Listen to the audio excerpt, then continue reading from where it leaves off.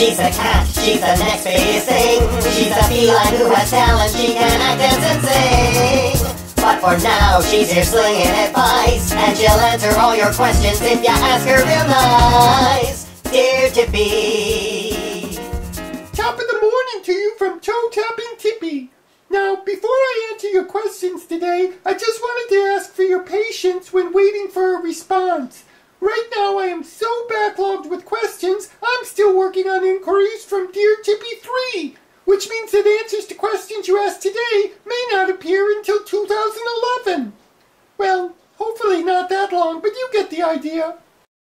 First up, Kid Demona asks, if you had to choose a song that describes your life, what song would that be? Well, that's an easy one. The song that best describes my life is I'm the Greatest Star from the classic Broadway musical Funny Girl, starring the nose herself, Barbra Streisand.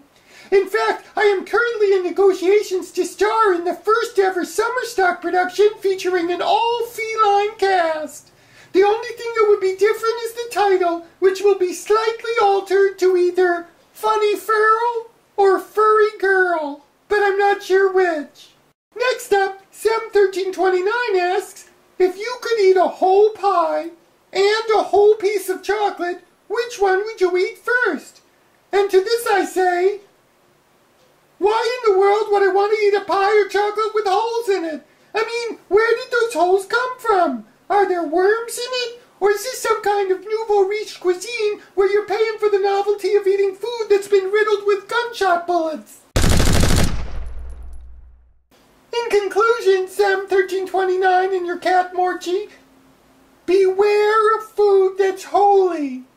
Unless, of course, you're taking communion, which is an entirely different kind of holy food altogether. Next, Hey, don't click on my name, yo, asks, what do you think of global warming? Well, personally, I love being in a warm place rather than a cold spot, so I guess if global warming means more sunny spots to lie in, I'm all for it. Of course, if it has a more destructive connotation, like in that movie, An Inconclusive Truth, then I guess we should limit the amount of flower carbons we put in the air. Although personally I love the way that flower smells, even if it is a carbon. And finally, Rochelle87 asks, what are your favorite pastimes? Well, Rochelle87, I've always been partial to the 1950s.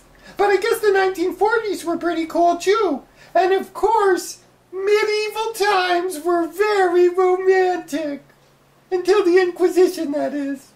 And with that, I bid you farewell. See you on the other side of the tuna can. She's a cat, she's the next biggest thing. She's a feline who has talent, she can act, dance, and sing. But for now, she's here slinging advice, and she'll answer all your questions if you ask her real nice. Dear Tipi.